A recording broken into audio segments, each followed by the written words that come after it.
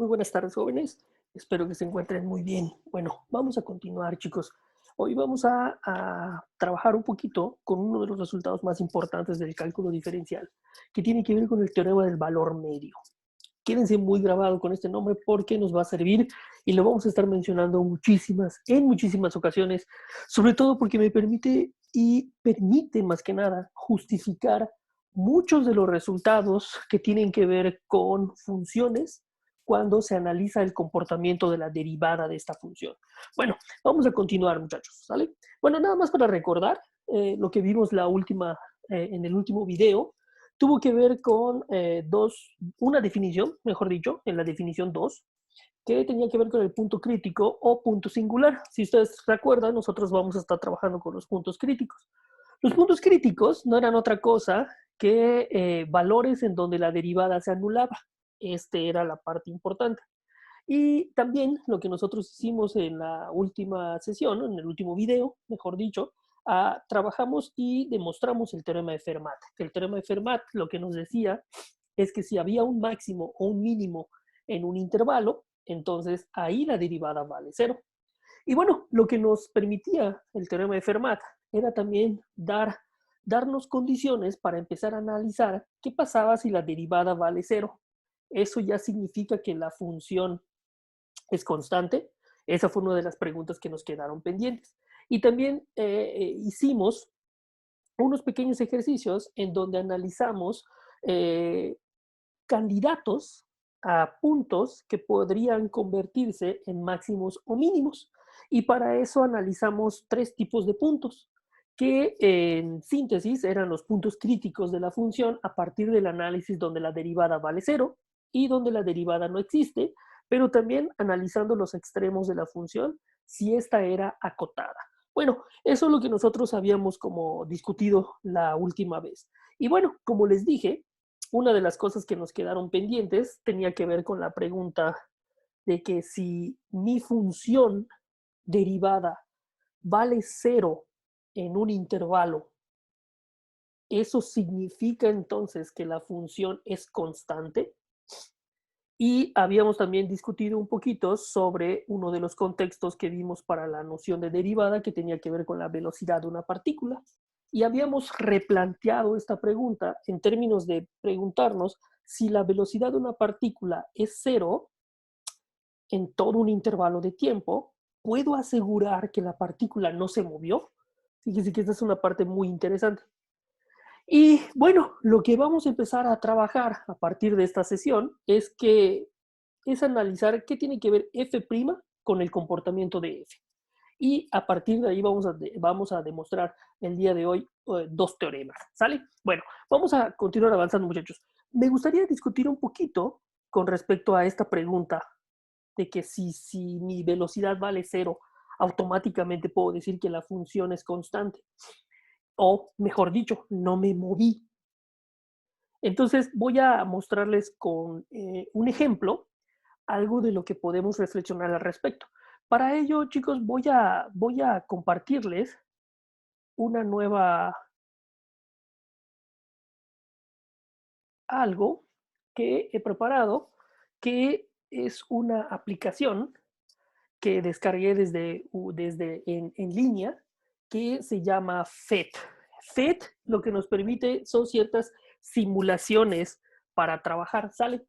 Aquí ustedes pueden ver, así de una manera muy general, a un individuo, permítanme, voy a cambiar de pestaña, en donde dice introducción, es un individuo que yo lo puedo mover. Por ejemplo, lo puedo mover a la izquierda, perdón, a la derecha, o a la izquierda, y siempre inicia en cero, ¿sale? Y lo interesante de esto es que me permite modelar el movimiento de ese señor, de esta persona. Por ejemplo, ¿qué pasa si esta persona se aleja de su punto de referencia de 0 metros y se acerca a la casa? Eso cómo se vería en una gráfica, por ejemplo. Lo que ustedes pueden ver además acá es cómo el tiempo va aumentando, pero además me permite analizar la posición, la velocidad y la aceleración de ese individuo, ¿sale?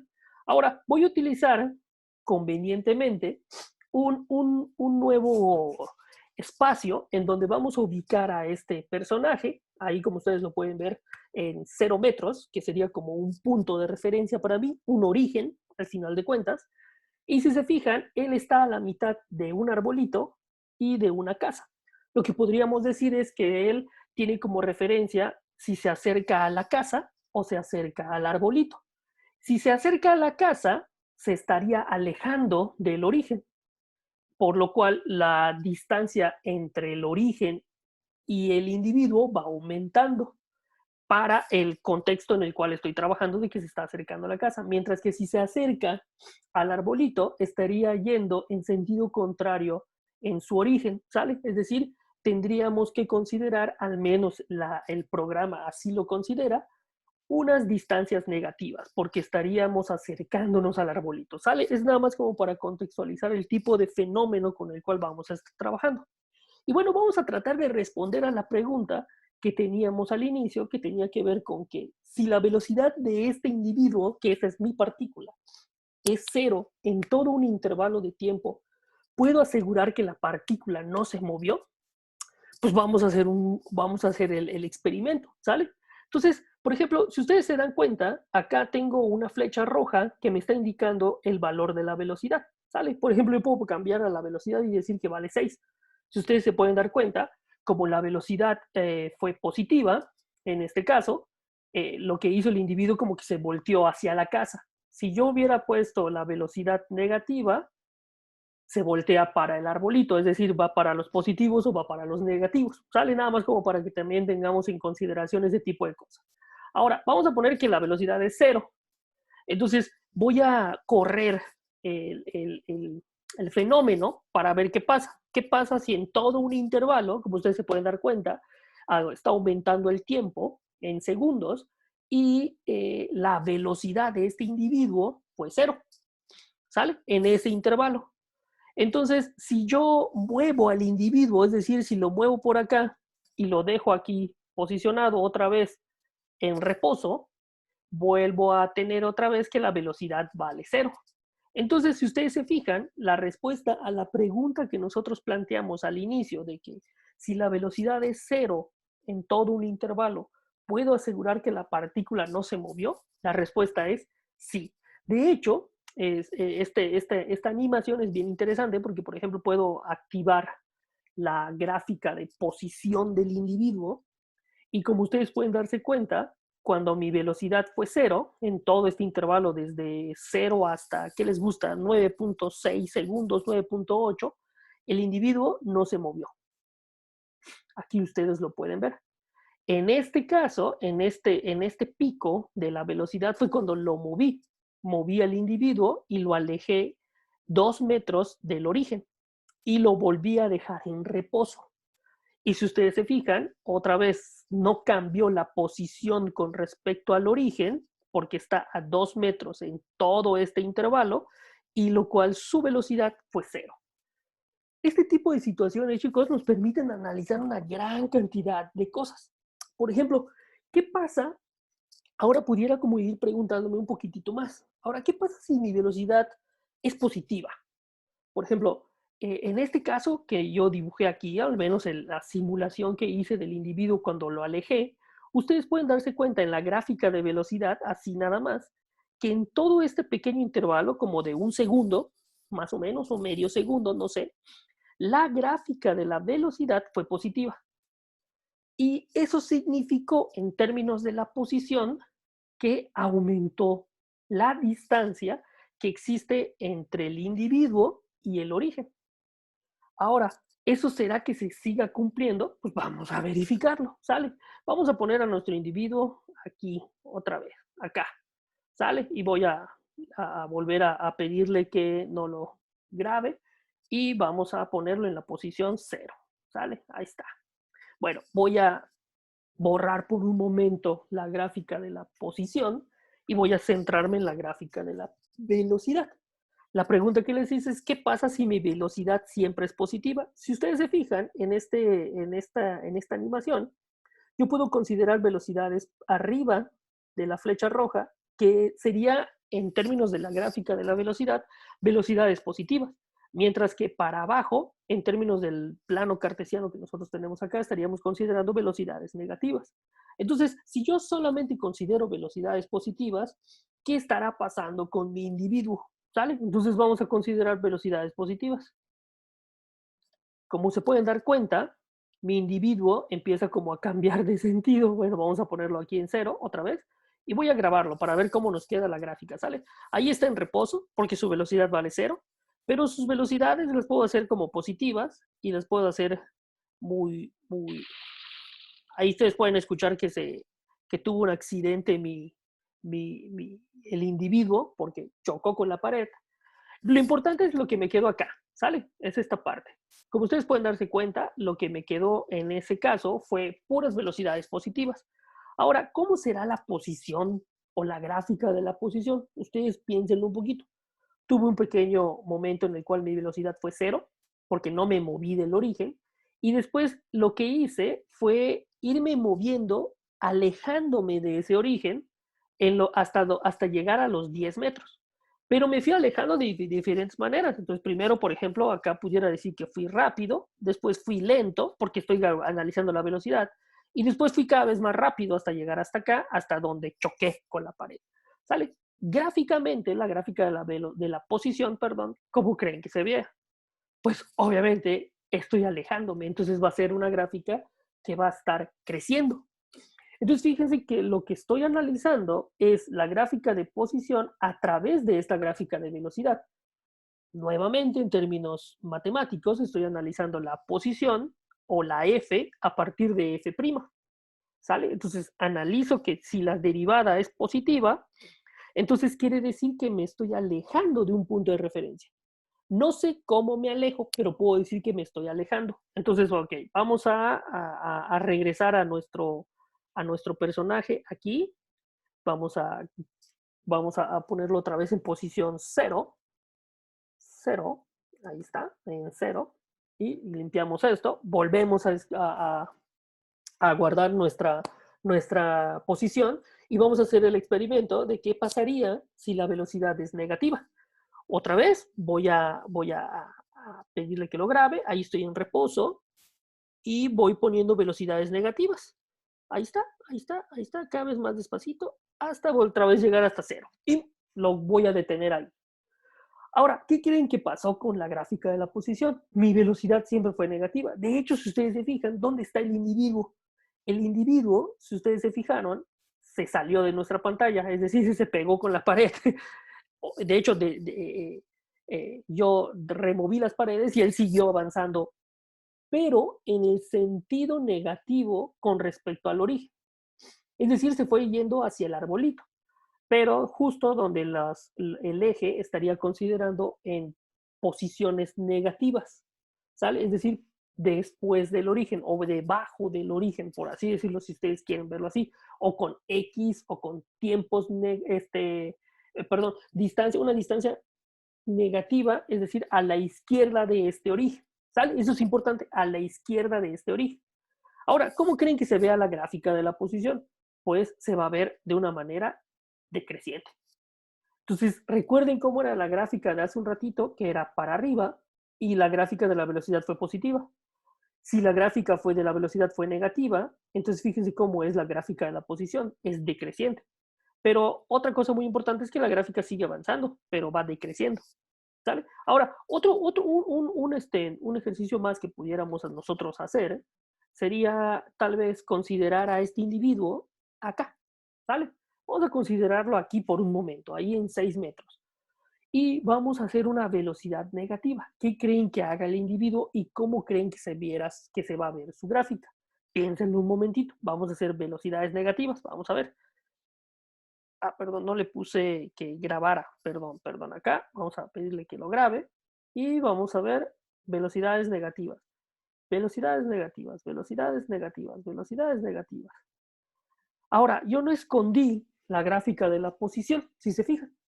La gráfica de la posición siempre fue decreciente. Ese es uno de los resultados más interesantes con respecto a la derivada, al análisis de la derivada, mejor dicho, y a la gráfica de la posición. Es decir, si yo logro hacer que la gráfica de la posición siempre sea de la velocidad sea negativa, eso va a implicar que mi función está decreciendo. Ese es un resultado muy fuerte, muchachos, muy, muy fuerte.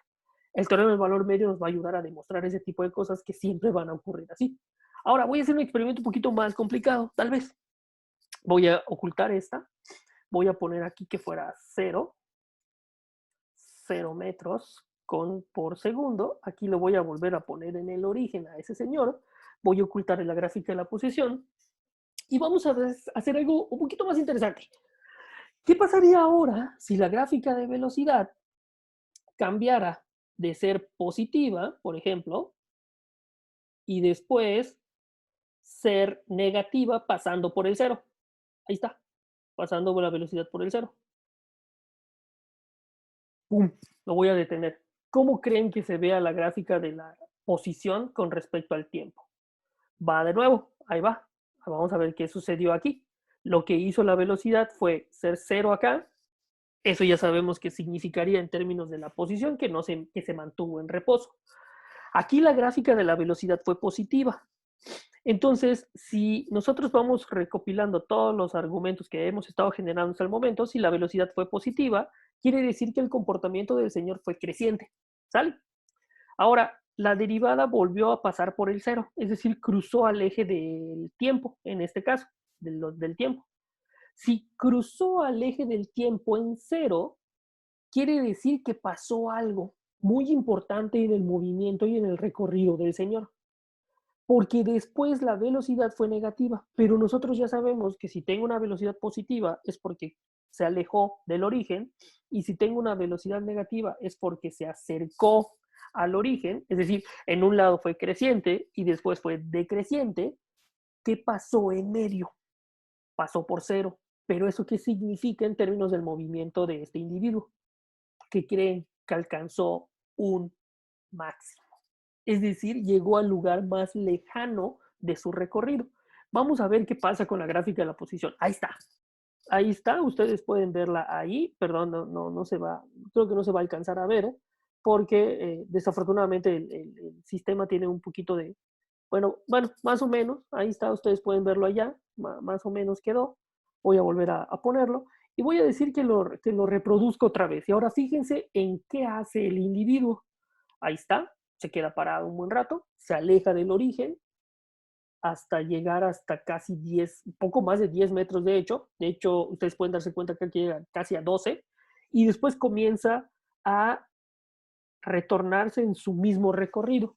Ahora, algo muy importante, muchachos, este recorrido que estamos haciendo acá, y que se me olvidó mencionarlo desde el inicio, de hecho, está siempre en línea recta, ¿sale? Es decir, no hay cosas extrañas en términos del movimiento de ese individuo.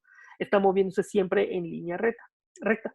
Entonces, fíjense que ahora tengo un argumento mucho más poderoso con respecto al solamente saber si la gráfica de la derivada es positiva o si mi velocidad es positiva, si mi velocidad es negativa, porque hice algo mucho más interesante. Logré construir un máximo, por así decirlo. ¿Cómo construyo un máximo si me aseguro que mi derivada pase de positiva a negativa, pasando por cero? Ahora, algo muy importante, estamos considerando que es un fenómeno continuo, ¿sale? Porque al final de cuentas, el movimiento de este individuo no se salta ninguno de sus eh, posiciones, ¿sale? En todo el tiempo. Además, el tiempo siempre va corriendo. Bueno, vamos a hacer un experimento un poquito más, uno más, a ver qué nos queda, muchachos. Vamos a volver a ponerlo a este señor sin moverse, sin tener un recorrido. Y vamos a pedir ahora lo contrario. ¿Qué pasaría si ahora mi velocidad pasa de negativa a positiva? ¿Qué creen que ocurra, muchachos? Vamos a ver qué ocurre. ¿Sale? Vamos a hacerlo. Entonces, voy a poner mi velocidad primero negativa. Ahí está. Fíjense en el señor. Después, pasando por el cero, que sea positiva. Ahí está. Y lo detengo. Ya está. Entonces, ¿qué creen que se forma ahí? ¿Qué hizo el señor? Fíjense que el señor, si ustedes recuerdan el movimiento que hizo, fue quedarse quieto, se aleja del origen, es decir, se va por los negativos y después regresa al origen. en términos de a la izquierda de ese origen. De hecho, si yo pongo al señor acá, tal vez pudiera ser un mismo recorrido, por ejemplo, negativo y después positivo. Ahí está. Y lo detengo otra vez. Entonces, fíjense que no importa en dónde estuvo. Lo importante es que ahora logré construir un mínimo. ¿Se dan cuenta de qué importancia tiene ahora el hecho de que pude anticiparme al comportamiento si conozco esta gráfica de velocidad? Es decir, si tengo una gráfica de velocidad que sé que cambia de negativo a positivo, la velocidad pasando por el cero, logré entonces construir una función que va a tener un mínimo, porque pasó de negativo a positivo. Ahora recuerden algo muy importante. La velocidad no es otra cosa que la pendiente de la recta tangente. Entonces, si yo trazo tangentes a esta curva, fíjense que estoy haciendo ahora con el mouse, las pendientes de las rectas tangentes en este intervalo, en el cual estoy señalando, de todo a la izquierda del mínimo, son negativas y después sus pendientes son positivas. Tengo ahí otro significado asociado a la velocidad, que es el que quiero que no olviden y es el que vamos a estar construyendo mucho y de una manera muy importante. Si mi gráfica, o mejor dicho, si mi derivada cambió de negativa a positiva pasando por cero, construí un mínimo. ¡Pum! Un resultado muy importante. Entonces, eso es lo que vamos a estar trabajando, chicos, y vamos a ver ahora cómo podemos justificar todas estas cosas, ¿sale? Ahora, lo vamos a justificar o lo vamos a tratar de formalizar ahora sí en términos de el teorema del valor medio, ¿sale? Y ahora sí me voy a regresar nuevamente a mi presentación, ¿sale? Y vamos a demostrar ahora sí algunas cositas con respecto al teorema del valor medio. Bueno, el teorema del valor medio es uno de esos teoremas que sirven para justificar resultados muy importantes como los que acabo de mencionar. ¿Qué pasa si f' pasó de positiva a negativa, etcétera, etcétera? El teorema del valor medio, para funciones derivables, obviamente, nos dice algo muy importante. Físicamente, por ejemplo, nos va a decir lo siguiente. Si yo recorro, por ejemplo, vamos a suponer en este caso, 60 kilómetros en una hora, el teorema del valor medio me va a asegurar que hubo un instante en mi recorrido que fui exactamente a 60 kilómetros por hora. Fíjense que me está diciendo la velocidad. O sea, no sé ustedes, pero eso está muy cañón. O sea, imagínense algo muy importante.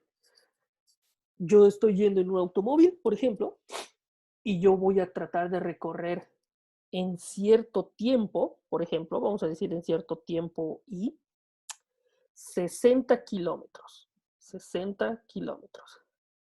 Es decir, tengo que partiendo del origen. Vamos a suponer que partiendo del origen. Y ojo, no estoy diciendo nada con respecto a la velocidad. ¿Sale? Ni si voy a ir rápido o lento. Nada. Lo único que está diciendo el teorema del valor medio es que va a haber un momento en el cual ustedes van a tener una velocidad exactamente a 60 kilómetros por hora. Ahora, fíjense, ¿de dónde saco este 60 kilómetros por hora? Pues obviamente este punto tiene coordenadas 0, 0 y este punto va a tener coordenadas T1, 60 kilómetros. O por ejemplo, vamos a hacerlo en una hora para que no tengamos ahí ninguna dificultad en una hora. Bueno, chicos, en esa hora que yo estuve yendo a 60 kilómetros, o mejor dicho, que yo recorrí 60 kilómetros, mi velocidad en un instante fue de 60 kilómetros por hora. Ahora, ¿de dónde salió este 60 kilómetros por hora? Pues fíjese que es la velocidad media de este punto con respecto a este, que es f de b, si ustedes se acuerdan, menos f de a entre b menos a. La velocidad media sería 60 menos 0 entre 1 menos 0, y eso me va a quedar 60 kilómetros por hora. Sería la velocidad media del recorrido. Pero ustedes me podrían decir, oye, pero tú realmente nunca nos dijiste cómo está yendo el individuo. Sí, lo único que les estoy asegurando es que va a haber un momento en el cual mi velocidad va a ser exactamente igual a la velocidad media. Entonces, por ejemplo, no es cierto, no, yo puedo ir bien despacito, es decir, voy a ir recorriendo muy poquitos kilómetros en mucho tiempo. Pero ojo, lo importante del problema o de la situación es que en una hora recorrí esos 60 kilómetros.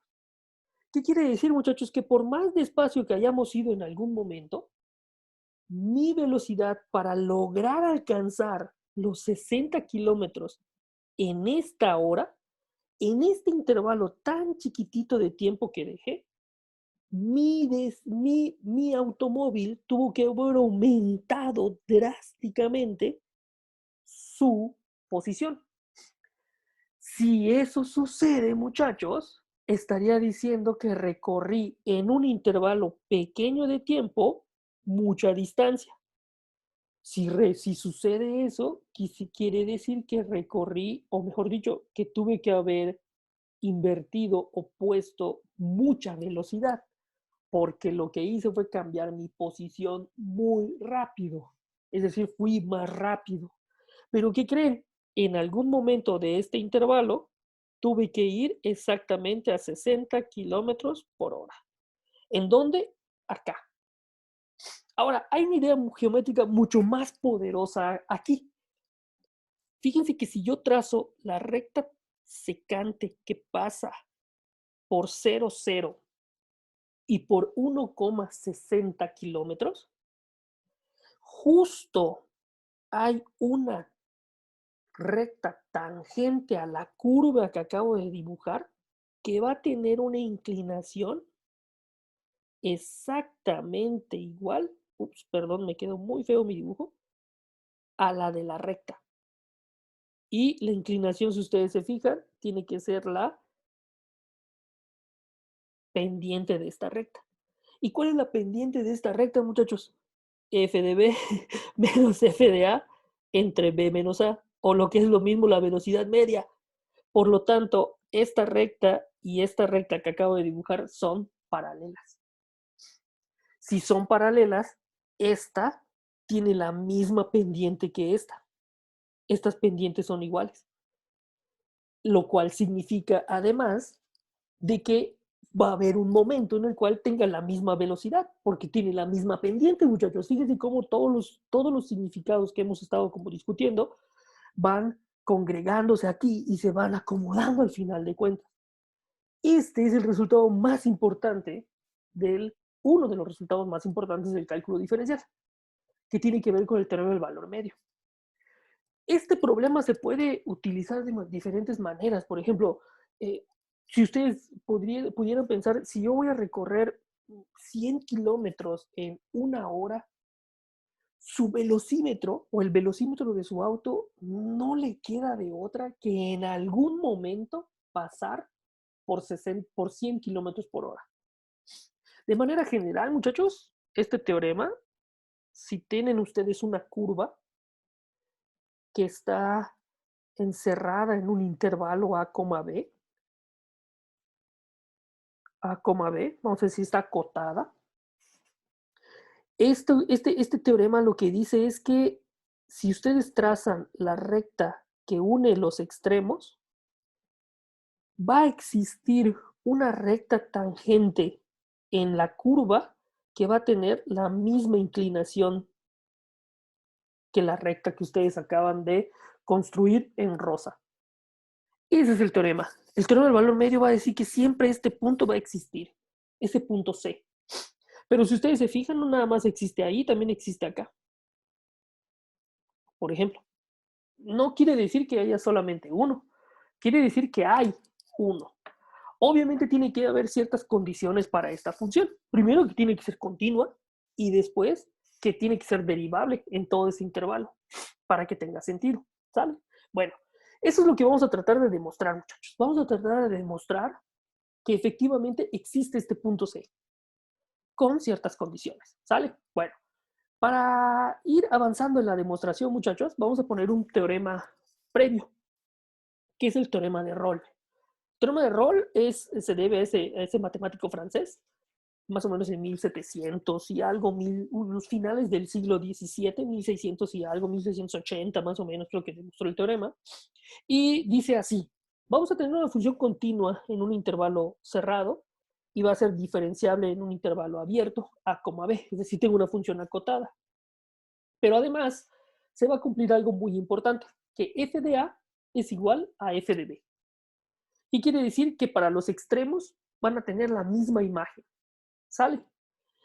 Lo que dice el teorema de Rolle es que va a existir un punto C que está en este intervalo, tal que su derivada vale 0. Vamos a entender la idea geométrica, ¿sale? Por ejemplo, voy a dibujar una función que cumpla con esas condiciones. Aquí está A, aquí está B. Pero además me dicen que f de A y f de B son iguales. Lo cual quiere decir, muchachos, que tienen la misma imagen, ¿sale? En diferentes puntos. Obviamente eso no quiere decir que no sea función, es una función, ¿sale? Ahora, lo importante es que tenga una función continua, pero además va a ser diferenciable. ¿Qué quiere decir? Si es continua, que no tiene saltos y tampoco tiene asíntotas verticales. Muy importante.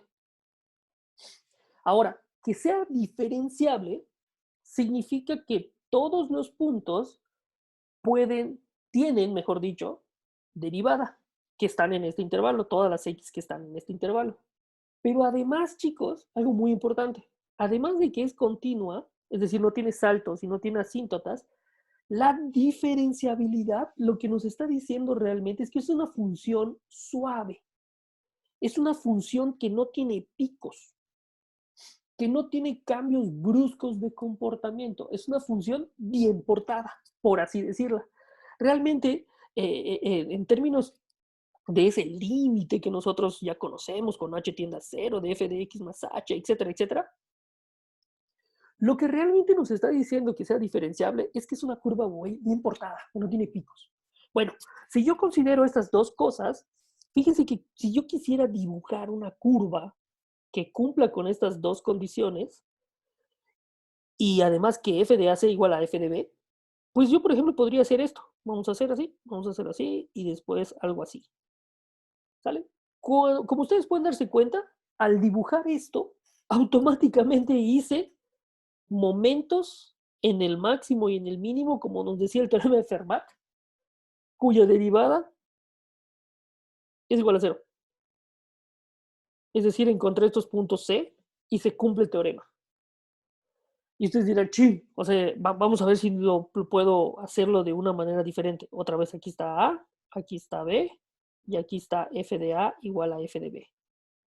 Y ustedes dirán, bueno, ¿qué pasaría si es una función continua? O constante, mejor dicho, función constante.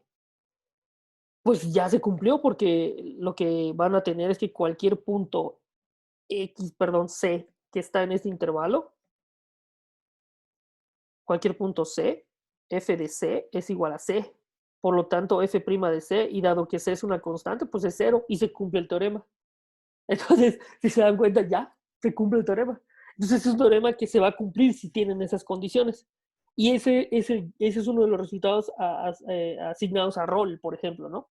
Bueno, una de las cosas más importantes del dibujo que hice al inicio fue que al momento de dibujar la gráfica en verde, yo tuve que hacer que mi función, al ser continua y suave, tenga ese comportamiento en el cual automáticamente tuvo que llegar a máximos y mínimos. De hecho, dado que ya es continua por el teorema, uno de los 3 teoremas fuertes que vimos en donde la función alcanza su máximo o su mínimo siempre y cuando sea continua, automáticamente ahí ya puedo decir que hay un punto en donde la derivada vale 0. Pero, dado que además es derivable, no van a ocurrir cosas como estas que acabo de dibujar en la gráfica gris. Picos, no va a haber picos. Tiene que ser una curva suave. Por lo tanto, ese punto va a tener una derivada igual a 0. Es decir, mi función va a ser derivable en todo ese intervalo. Bueno, chicos, vamos ahora a demostrar propiamente el teorema, pero pues ya tenemos una idea muy clara, espero yo, al respecto de cómo pudiera ir la demostración. ¿Sale? Vamos a borrar acá. Ya, listo, vamos a dejarlo así. Vamos a hacerlo por casos, muchachos, porque lo que nos va a interesar es analizar diferentes tipos de funciones. Vamos a hacer un caso uno. El caso uno es cuando f de x es constante. Es decir, tengo una función que cumple con esas condiciones, pero que además es constante en todo el intervalo. Sería como el caso más sencillo de la función. Si es constante, y como ya lo dije hace un ratito, f de x es igual a c. Por lo tanto, a una constante, le voy a llamar de otra forma, a una k, ¿vale? Es una constante. Es constante. Entonces, cualquier punto c que yo tome del intervalo a, b, se va a cumplir que f' de ese punto, o mejor dicho, antes de la derivada, se va a cumplir que f de c es igual a k. Y entonces esto va a significar que su derivada sea igual a 0 porque k es una constante.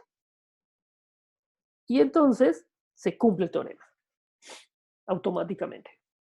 Ahora, vamos a ver un caso más general que podría ser el más interesante. Caso 2. F de x no es constante. Pero hay algo muy importante, muchachos. F de x es continua en AB. Entonces, por el teorema fuerte que habíamos mencionado cuando vimos continuidad, f de x alcanza un máximo o un mínimo. Alcanza un máximo o un mínimo. ¿Sale? Ahora, voy a hacer un caso para el máximo, pero el mínimo va a ser exactamente igual. Sea f de x que alcanza un máximo en AB. Entonces, si eso sucede, aquí está A, la gráfica se vería algo así. Perdón, aquí no se alcanza a apreciar bien. Voy a dibujarlo un poquito más adelante. Vamos a dibujarlo un poquito más adelante. Entonces, F tiene un máximo, ¿no? A tener eso por el teorema de continuidad. Voy a poner aquí, teorema de continuidad. Y entonces, si F tiene un máximo,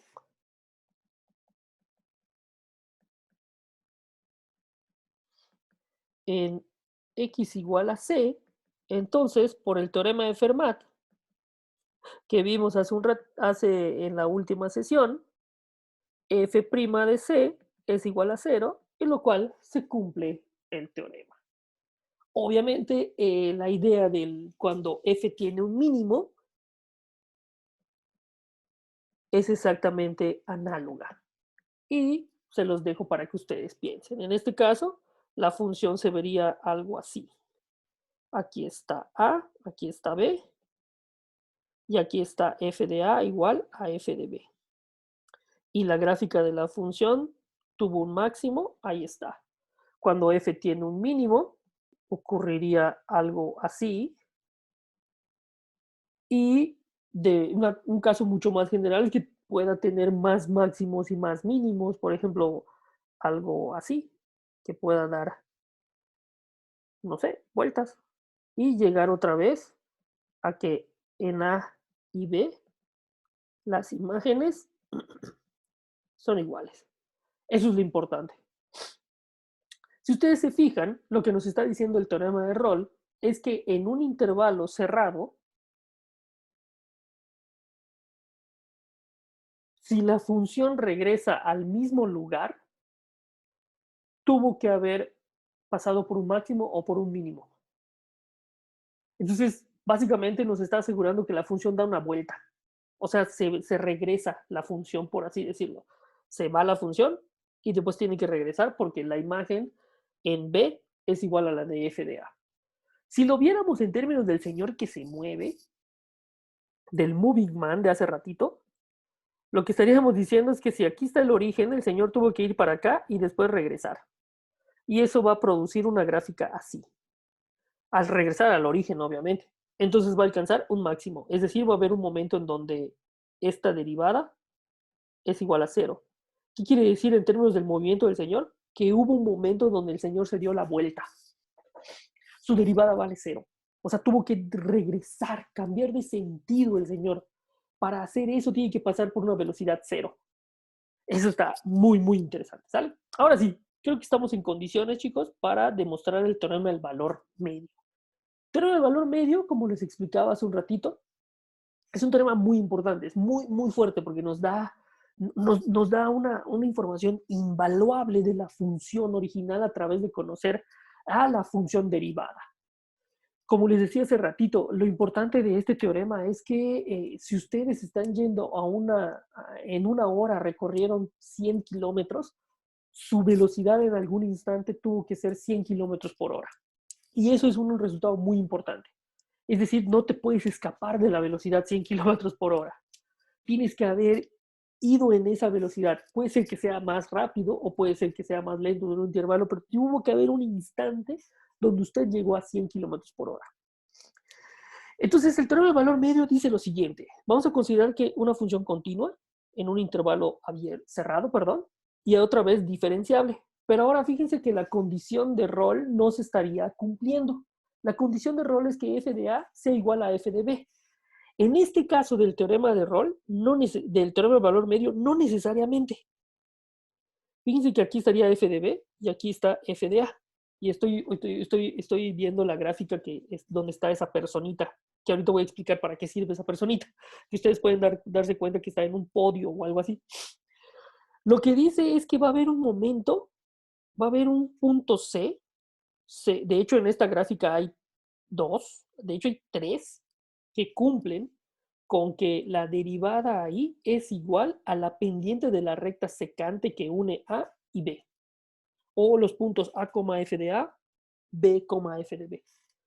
Si ustedes se fijan, este individuo, imagínense que este individuo lo que hace es que la recta secante, esta que estoy punteando, que es la que me interesa, cuya pendiente es esta, hagan de cuenta como que se la pudo mover, la pudo sacar de su lugar y la subió. La fue subiendo, subiendo, subiendo, subiendo poco a poco, hasta que llegó un momento, uno de los puntos más alejados de la curva, en donde la gráfica, ¡pum!, tocó. Este punto es el punto C que nos interesa. ¿Se dan cuenta? También lo pudo haber bajado poquito a poquito. Lo fue bajando poco a poco, como lo que estoy mostrando, pero obviamente siempre sin perder la inclinación, hasta que llega a este punto donde la derivada es igual a esta que está acá. O mejor dicho, la pendiente de esta recta que él acaba de dibujar fue exactamente igual a la pendiente del que está aquí. Bueno, ese es el resultado que nos dice el teorema del valor medio. Lo importante es que si nosotros pensamos en términos de la velocidad, este recorrido que hizo un automóvil, por ejemplo, en la gráfica roja que estoy dibujando, que es la misma que nos están dando, hubo un momento en donde su velocidad instantánea fue igual a la velocidad media del recorrido. Es un resultado bellísimo, además. Bellísimo, bellísimo. Bueno, chicos, vamos a demostrarlo. Como ustedes se podrán dar cuenta, acá hay una idea geométrica muy, muy importante, que tiene que ver con la pendiente de la recta que une los puntos A, F de A y B, F de B. ¿Sale? Entonces, primero vamos a calcular la pendiente de esa recta. ¿Sale? La pendiente de la recta F que pasa por los puntos, perdón, vamos a llamarla P y el punto Q, que pasa por P y Q. Ah, por cierto, ya vamos a hacer la demostración, muchachos, ¿sale? Vamos a calcular la pendiente. La pendiente, pues ya la sabemos de nuestros cursos de geometría analítica, la hemos dicho de manera incansable, la podemos representar ya de una manera mucho más concreta, es una derivada, etcétera, etcétera. Pues ese es Y2 menos Y1, etcétera, etcétera. Entonces, Y2, pues vamos a considerar que es F de B, menos Y1, que es F de A, X2 es B y X1 es A. Entonces tengo que la pendiente de PQ es igual a F de B menos F de A, B menos A. Ahora, muchachos, voy a llamarle a esa recta L de X, ¿sale? A la recta secante que pasa por P y Q. L de X es esa recta. Ahora, voy a hallar la ecuación de esa recta. Para la ecuación, pues necesito la pendiente, que ya la tengo, que es f de b menos f de a entre b menos a. Y necesito un punto, pero pues, si se dan cuenta tengo dos. Entonces voy a escoger sin pérdida de generalidad al punto a, f de a. Ahora ya tengo la pendiente y un punto. Voy a construir la ecuación de L de X, ¿sale? Entonces, por la fórmula de la ecuación de la recta es Y menos Y1 igual a M por X menos X1. Y vamos a empezar a buscar los valores, ¿sale? Entonces tengo Y. ¿Cuánto vale Y1? Pues F de A. Aquí está. Igual a B, a la pendiente, perdón, a la pendiente, que es F de B menos F de A entre B menos A. ¿Hasta ahí vamos bien? Perfecto. Posteriormente, tengo que multiplicarlo por X menos X1. Y X1 pues vale A. Esta sería la ecuación de la recta. Y voy a despejar nada más F de A. Como es negativa, la voy a poner del otro lado, positiva. Entonces, si se fijan, me quedó esto. Por X menos A. Esta es la ecuación L de X. Esto es L de X, muchachos.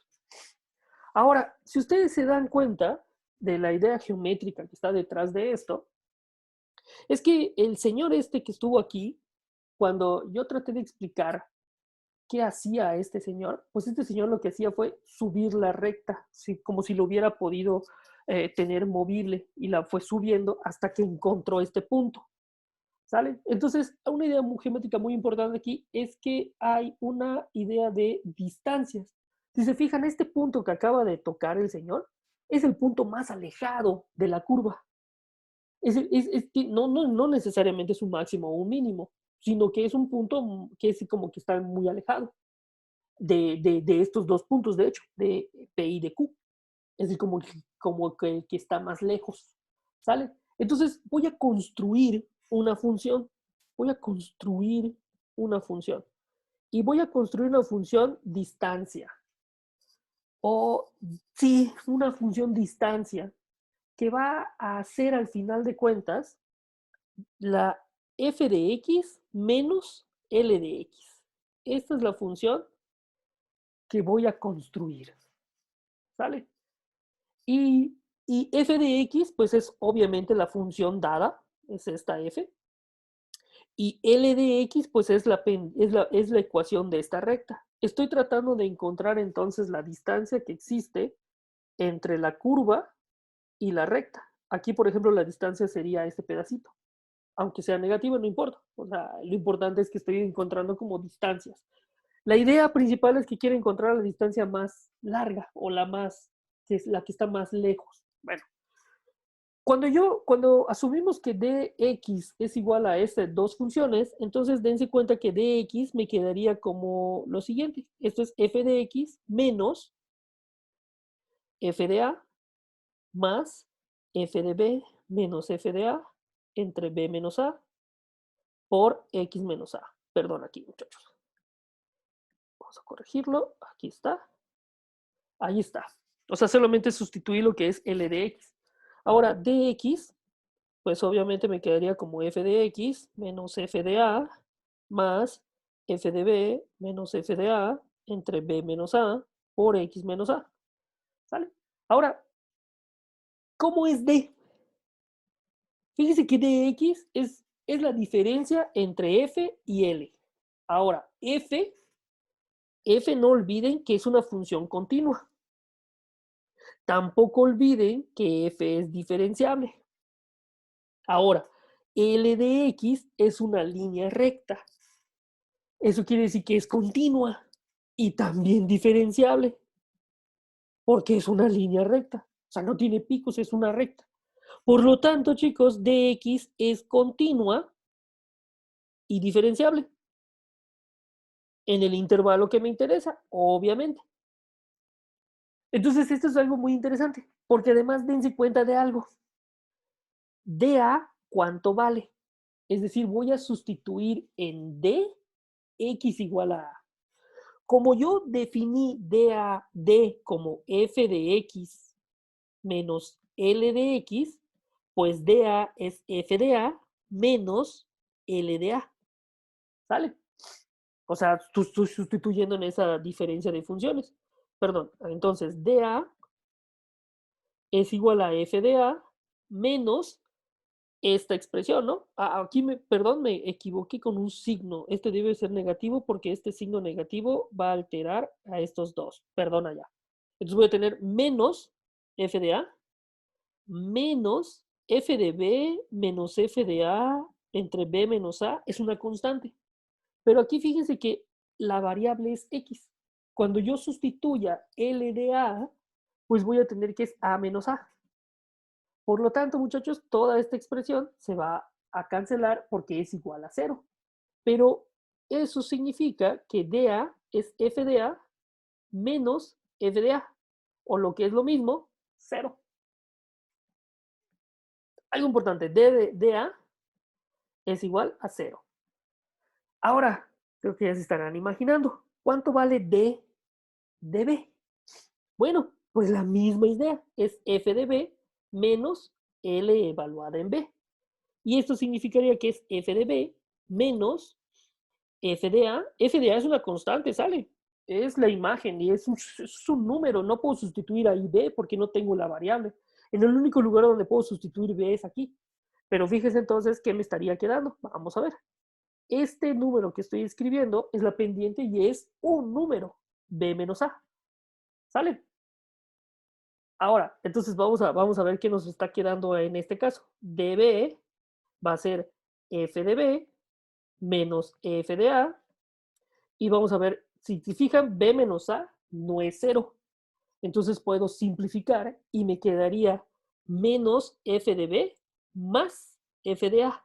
¿Por qué? Porque este es un signo negativo. Con este signo negativo va a ser positivo. Y si tenemos esto es 0 y este es 0. Entonces, ¿cuánto vale DB? 0 también, muchachos. Pero aguas, fíjense que acabo de llegar a que DA es igual a DB. Y voy a combinar los resultados. Esto significa, muchachos, que dx es continua en el intervalo cerrado, es diferenciable en el intervalo abierto AB. Y además, dA es igual a dB. ¿Qué creen? Por el teorema de Rolle, existe una C que pertenece al intervalo AB, tal que f' de C es igual a 0. ¿Cierto? Ahora, si esto se sucede, ¿qué quiere decir, muchachos? Que no es que sea f, porque estoy trabajando con la función d. D' de C es igual a 0. Ahora, D', nunca pierdan de vista que esto nos quedaría de x, ¿no? Ahora, D', vamos a derivarla, muchachos. Vamos a derivarla.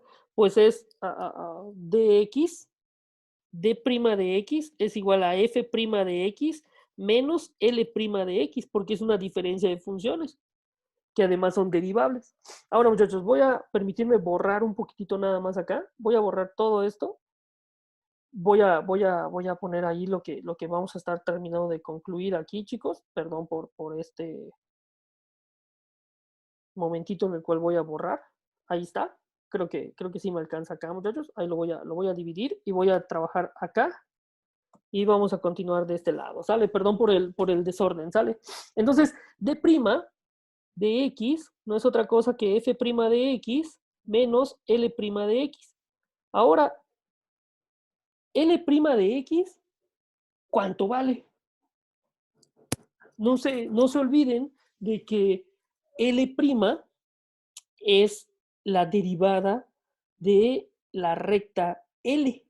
Y L de x era f de a menos f de b menos f de a en b menos a por x menos a. ¿Sale? Entonces, tengo que derivar esta función, esta recta. F de A es una constante, por lo tanto es 0, su derivada. Aquí voy a multiplicar este por este y como está en X, cuando yo lo derive me va a quedar nada más esta expresión. Y después esto se va a multiplicar por A, que son dos constantes, y cuando yo las derive, lo que me va a quedar es 0. Por lo tanto, d' de X no es otra cosa que f' de X menos f de B menos f de A entre B menos A. Ahí está. Ahora, no se olviden de algo. Va a existir una C que está en el abierto, tal que d' de C es igual a 0. Por lo tanto, d' de C es igual a f' de C menos f de B menos f de A entre B menos A, pero esto es igual a 0 por el teorema de Rolle aplicado a la función D. Esto significa entonces, muchachos, que f' de C es igual a f de B menos f de A entre B menos A, lo cual queríamos demostrar.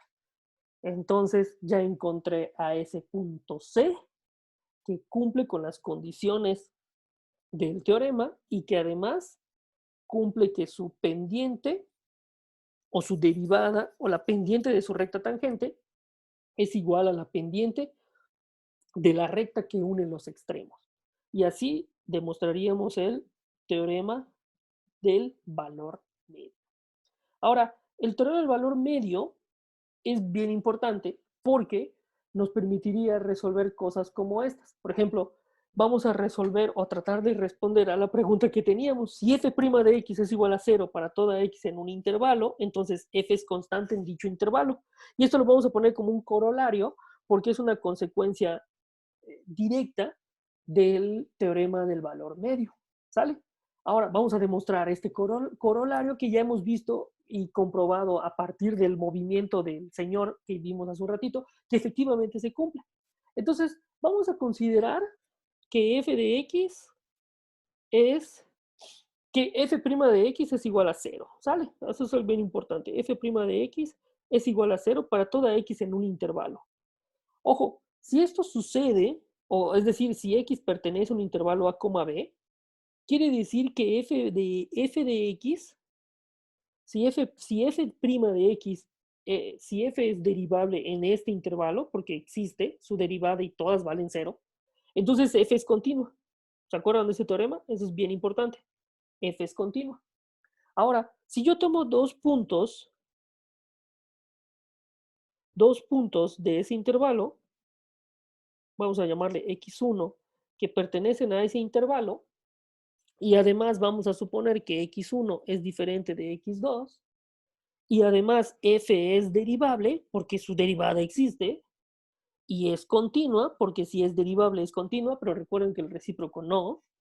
Entonces, por el teorema del valor medio, está bien bonito, ¿verdad? Va a existir una C que está en el intervalo x1, x2, tal que f' de C es igual a f de x2 menos f de x1 entre x2 menos x1.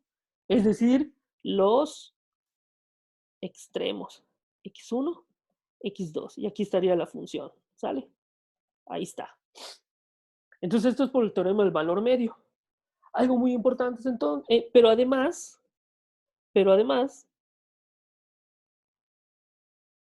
f' de C es igual a 0 para toda x en el intervalo AB y por lo tanto va a ser igual a 0 en el intervalo x1, x2, que es un subconjunto de ese intervalo grandote, por así decirlo.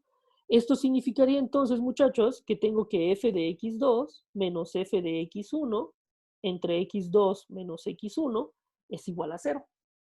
Si supongo que x2 no es igual a x1 y de hecho no tendrían que ser iguales para que tuvieran un intervalo, esto significa que puedo pasar, o mejor dicho, puedo multiplicar todo por x2 menos x1, de lo cual me quedaría esto, y entonces f de x2 es igual a f de x1.